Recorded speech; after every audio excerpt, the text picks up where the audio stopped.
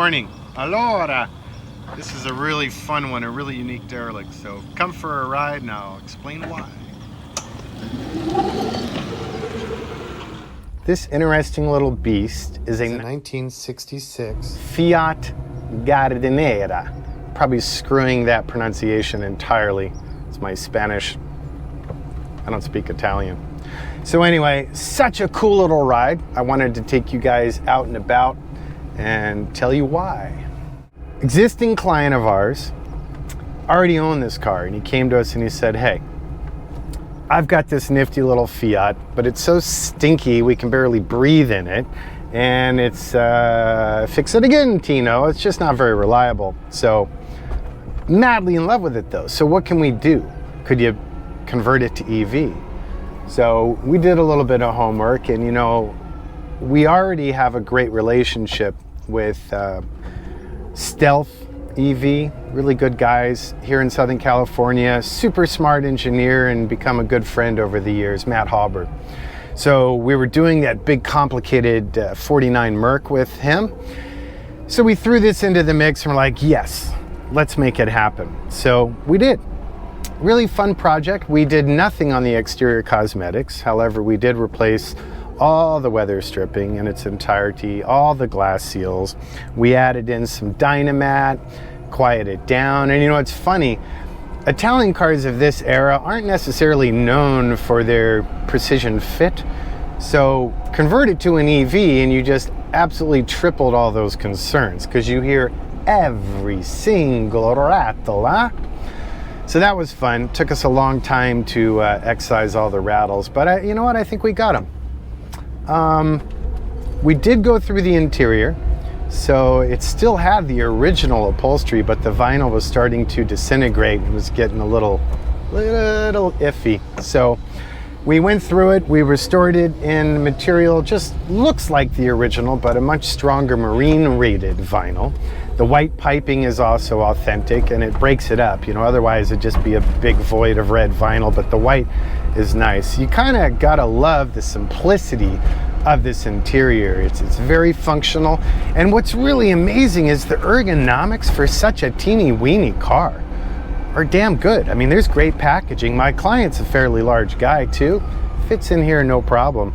I had a friend of mine in the car the other day who weighs in at about 280 and he fit and he wasn't uncomfortable, or any more uncomfortable than he is in a Prius.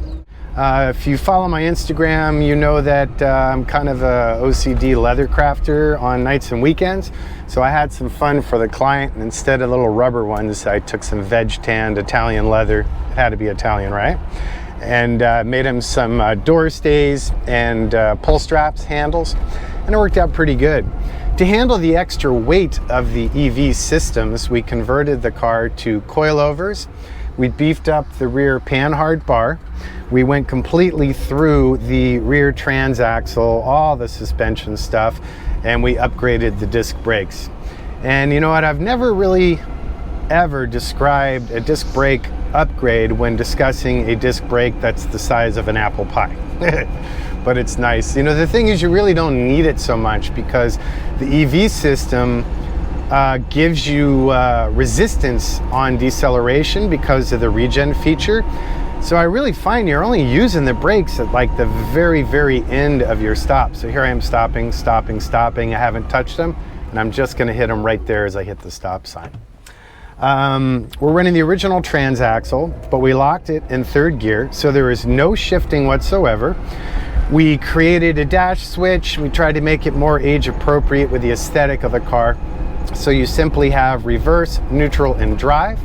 And the start cycle is you turn it to ignition, you push the black button on the left, then you pick your gear and you party on. If your foot's not on the brake, it is not going to go anywhere.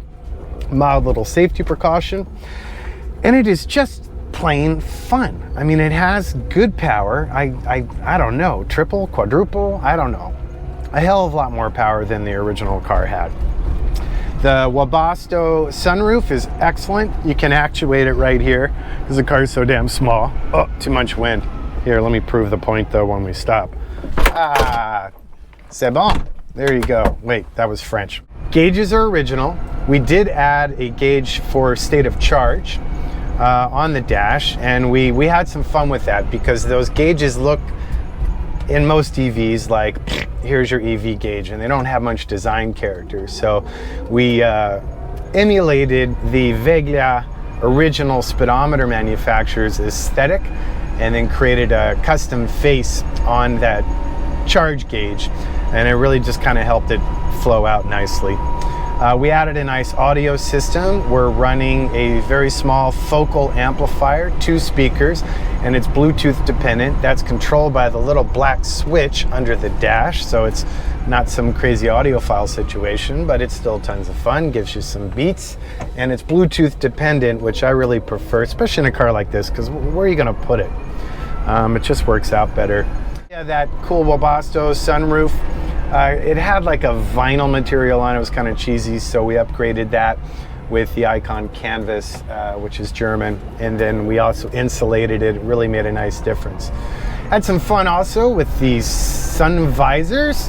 So they are polarized Lexan in a deep red, and I don't know, something I always liked about European cars, 30s to 60s, a lot of times they have those tinted visors, which is why we seeked out the Rosen visors in the Icon FJ and BR, because the utility is killer. But as you get back to these earlier cars, they're just a great style element. Plus, let's face it, the windshield's so darn small, you put down a fabric visor and you can't see anything. It closes up half of your windshield. So this solved that problem and added a little bit of character, and they're pretty easy to make. We just did it on our laser at the shop. We updated the main rear view mirror and we gave it a light for a little bonus utility. The wheels are stock, the tires are new. They're the closest to a performance tire that we could find to handle the massive increase in performance. So we're running 6 Tesla batteries, so that's a total of 30 kW. It's a 144 volt system with a 3.3 kilowatt charger. So it's about 6 to 8 hours for charge from zero. And then you got about 120 mile range, which is pretty cool. The car was built for a very specific duty. The idea was the client wanted something to go from Malibu down PCH to Abbott Kinney, where his office is. So with 120 mile range, it'll do that and a hell of a lot more. One thing that I was really surprised about with this car was how nice it feels on the freeway. I mean, come on, with these little apple pie tires and all the limitations of a 60s Italian micro car, I was pretty much ready for it to be ridiculously dysfunctional, let's say. But no, it worked out really good. It's surprisingly stable and it's a blast. Tons of power too. You can just sort of cruise along, and if you have to kick it a little extra booty in the butt, it'll do it for you. In traditional gearhead terms, we're pushing out about 80 foot-pounds of torque, 100 horsepower. So again, on such a tiny car, man, that really gets the job done. We didn't really trust the original 12-volt wiring, given we were already going through it stem to stern. So we went ahead and rewired the car entirely as well. Really fun, unique project. We weren't really sure what to call it because it's not a reformer, because we didn't do all the cosmetics, but it's not really a derelict in my opinion, because the cosmetics are in pretty good shape. But we decided in the end to call it a derelict. So there you go. This is a derelict. I'm glad you guys took the time to watch this video. I think it's a really fun and unique project from Icon. We are really stoked that the client gave us the opportunity. If you have any questions, please feel free to reach out. Old school telephone, 818-280-3333. The website, of course, is Icon4x4, as is Instagram and Facebook, or you're welcome to follow me where there's a bit more action. And my name again on Facebook as well is simply Jonathan Ward. Thanks again. Arrivederci.